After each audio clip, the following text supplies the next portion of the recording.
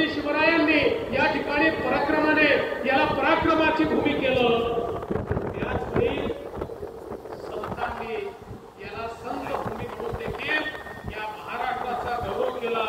संत ज्ञानेश्वर, संत नामदेव, संत गोरोबा, संत एकनाथ, संत तुकाराम, संत सावकार, संत चोखोबा, संत जनाबाई, संत कानोपात्रा, मी यादी वाचून राहिलो, ती यादी कधीच संपणार नाही. आणि या प्रत्येकाने आपल्याला काय विचार केला,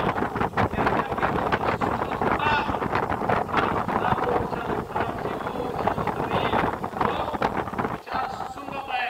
मी तर असं म्हणेन की एवढी आक्रमणं झाली सातत्याने या महाराष्ट्राच्या भूमीवर परकीय आक्रमण करत होते. ही आक्रमणं केवळ आमच्या संपत्तीवर नव्हती, ही आक्रमणं आमच्या आस्थेवर होती, आमच्या धर्मावर होती, आमच्या विचारांवर होती, आमच्या संस्कृतीवर होती. जगाच्या पाठीवर एवढ्या आक्रमणानंतरही ही संस्कृती जिवंत राहिली. याचं एकमेव कारण आमची संतांची परंपरा होती. ज्या परंपरेनं प्रत्येक वेळी सामान्य माणसाला त्या भक्ती मार्गाने नेलं आणि त्याच्यामध्ये विजिगीषू वृत्तीचं बीजारोपण केलं, त्याला निराशेतनं बाहेर काढलं. किती अन्याय होत होता तरी देखील तुला त्या ठिकाणी जगावं लागेल, तुला लढावं लागेल, तुला करावं लागेल, अशा प्रकारे या संत परंपरेने आपल्याला सांगितलं. आणि म्हणून आज खरं म्हणजे आपण पाहतो की एवढ्या मोठ्या प्रमाणात ही संत परंपरा आपल्याकडे आहे. वारकरी संप्रदायाच्या इतिहासात संत ज्ञानदेवांच्या आग्रहाने संत नामदेवांसोबत पहिली तीर्थयात्रा घडली आणि त्या तीर्थयात्रेच्या उद्यापनाच्या वेळी खऱ्या अर्थानं नरहरी सोनार, विसोबा खेचर, फारसा भागवत, संत चोखामळा, आल्हाट, बांका या सर्व संतांच्या सोबत संत सावता माळी देखील सावता महाराज देखील उपस्थित होते. अशी नोंद नामदेवांनी आपल्या अभंगात करून ठेवलेली आहे. म्हणजे हे सगळे समकालीन संत वेगवेगळ्या जातीचे होते, वेगवेगळ्या समाजाचे होते, पण यांनी कधी जातीपातीचा विचार केला नाही. आपल्याला ही गोष्ट लक्षात घेतली पाहिजे की सावता महाराजांचे अभंग काशीबा गुरुवांनी त्या ठिकाणी लिहिले आणि तुकारामांची गाथा ज्यावेळेस बोलवण्याचा प्रयत्न झाला तर ती पुन्हा त्या ठिकाणी समाजापर्यंत पोहोचवण्याचं काम संताजी महाराज जगनाळेंनी केलं. समाज वेगळे होते, जाती वेगळ्या होत्या, पण यांना जोडणारा एक भागवत धर्म होता, यांना जोडणारा एक वारकरी संप्रदाय होता, यांना जोडणारी मानवता होती, यांना जोडणारं एक असं रक्ताचं नातं होतं की ज्याने आपल्या समाजाला एक संघ केलं. आज दुर्दैवाने आम्हाला या संतांची सगळ्यात जास्त आवश्यकता आहे, जी परिस्थिती आम्ही या महाराष्ट्रात पाहतोय. पुन्हा एकदा महाराष्ट्रामध्ये जातीमध्ये समाज विखंडित होतोय. ज्या प्रकारे समाजामध्ये आपल्याला भेद तयार होताना दिसतोय, कधी कधी प्रश्न पडतो, एवढी मोठी संतांची मांदियाळी असलेला हाच तो महाराष्ट्र आहे का?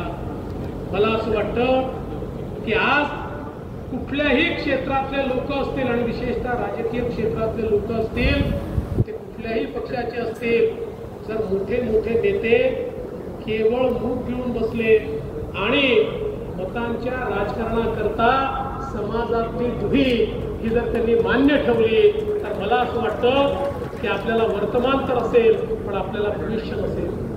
आणि म्हणून मला असं वाटतं पुन्हा एकदा ही वेळ आलेली आहे की एक संघ समाज, ठीक आहे, प्रत्येक समाजाचे प्रश्न आहेत, ते महत्वाचे देखील आहेत, ते सोडवले देखील गेले पाहिजे, परंतु हे करत असताना समाजाच्या समोर उभा आहे, कुठेतरी दरी पडली आहे, कुठेतरी विभंगलेला दुभंगलेला अशा प्रकारचा समाज आहे. मला असं वाटतं सावता महाराजांना देखील हे मान्य नव्हतं आणि कुठल्याच संताला हे मान्य नव्हतं. आज खरं म्हणजे आम्ही जर संतांची आमची नाव जुळली असं सांगत असू, आम्ही वारकरी संप्रदायाचा इतिहास या ठिकाणी सांगत असू, पंढरीला ज्यावेळी भागवतांचा मेळा भरतो आणि पंढरीला पांडुरंगाचं दर्शन घेतो, त्या पांडुरंगाची महिमा आम्ही जर सांगत असू तर पहिल्यांदा आपल्याला संपूर्ण समाज एकसंघ केला पाहिजे आणि आम्ही सगळे एकमेकाच्या पाठीशी उभे आहोत, एकमेकाच्या सुखदुःखात उभे आहोत, गावगाड्याला एकमेकाच्या सोबत उभे आहोत. अशा प्रकारची अवस्था ही जर आपण उभी केली तर खऱ्या अर्थानं संतांची नातं सांगण्याची त्या ठिकाणी आपल्याला खऱ्या अर्थानं एक सोय होईल, अन्यथा संतांची नातं आपल्याला सांगता येणार नाही.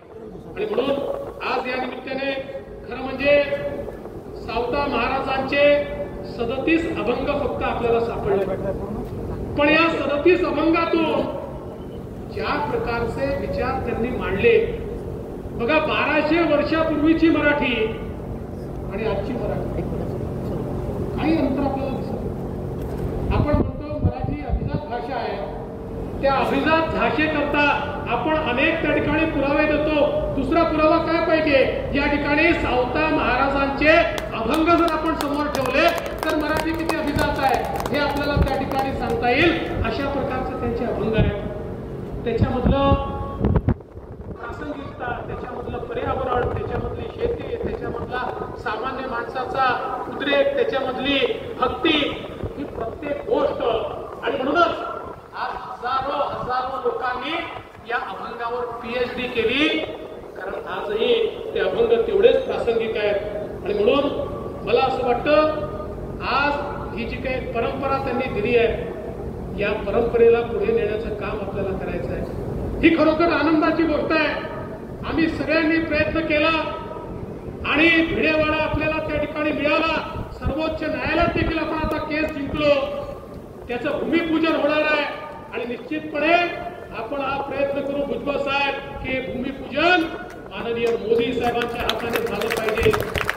कारण या ठिकाणी खऱ्या अर्थानं महात्मा ज्योतिबा फुले आणि क्रांतीज्योती सावित्रीबाई फुले यांनी जो समाज रसातळाला चालला होता, तो समाज विषमतेनं त्या ठिकाणी ग्रसित होता आणि ज्या समाजाने आमच्या स्त्रियांना देखील शिकण्याचा अधिकार नाकारलेला होता, त्याच्या विरुद्ध बंड पुकारलं, त्याच्या विरुद्ध क्रांती केली.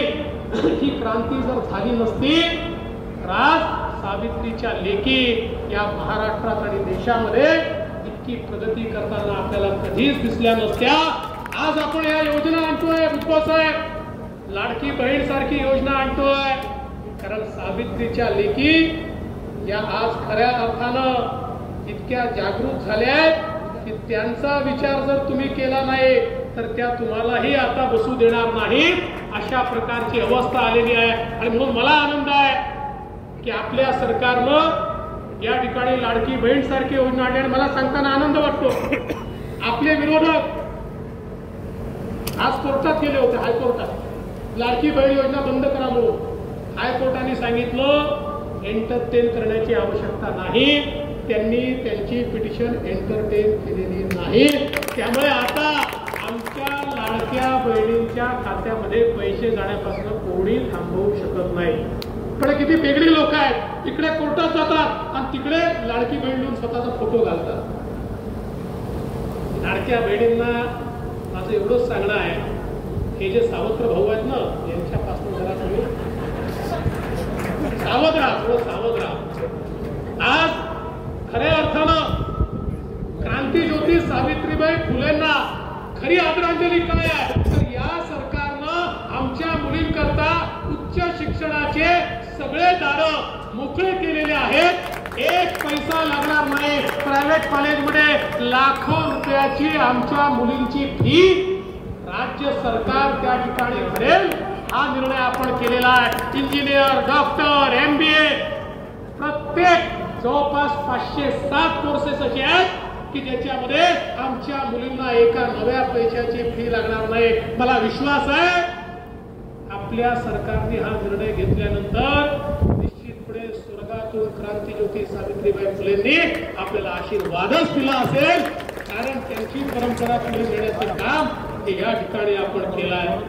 खरं म्हणजे आमच्या माळी समाजाने या महाराष्ट्रामध्ये शेतीचं क्षेत्र असो, शिक्षणाचं क्षेत्र असो, या ठिकाणी उद्योगाचं क्षेत्र असो, ज्या प्रकारची प्रगती केलेली आहे ती प्रगती खरोखर मला असं वाटतं नेत्रदीपक अशा प्रकारची आहे.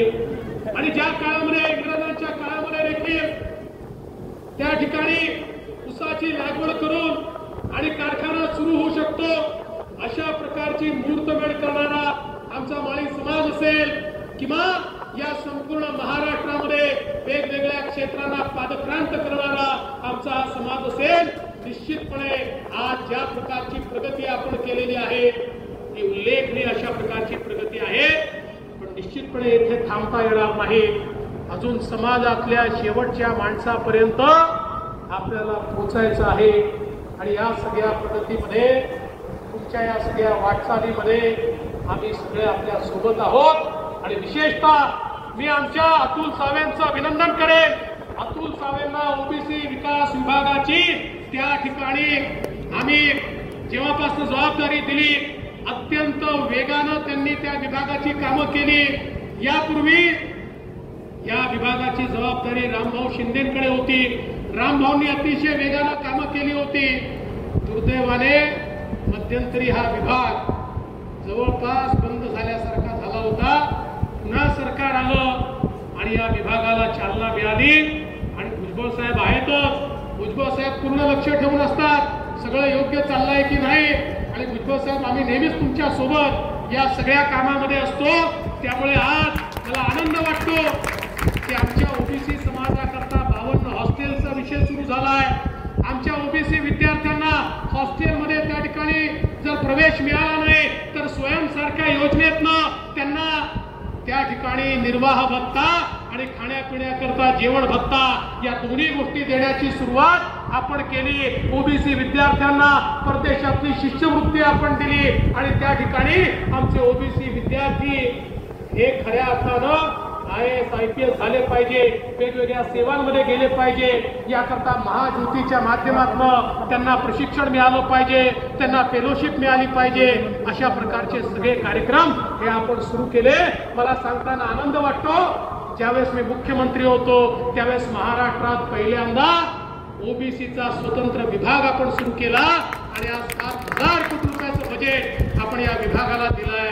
आणि येत्या काळामध्ये ओबीसी समाजाच्या विकासाकरता आम्ही सातत्याने कटिबद्ध आहोत, एवढंच या निमित्ताने सांगतो. आणि पुन्हा एकदा या ठिकाणी श्री क्षेत्र अरणमध्ये येण्याची संधी मिळाली आणि हे पुण्यकर्म करण्याकरता आपण मला निमंत्रित केलं, त्याबद्दल आपल्या सर्वांचे मी मनापासून आभार मानतो. आणि माझं बोलणं संपवतो. जय हिंद, जय महाराष्ट्र, जय सावता महाराज. धन्यवाद साहेब. आपण खऱ्या अर्थानं आज महाराष्ट्रातील तमाम सावता भक्तांना आश्वासित केलंय की या ठिकाणी होणारा हा 100 कोटीचा प्रकल्प या महाराष्ट्राला उद्या नक्कीच पुढे घेऊन जाण्याचं काम करेल. आणि या संतभूमी तीर्थक्षेत्र अरणला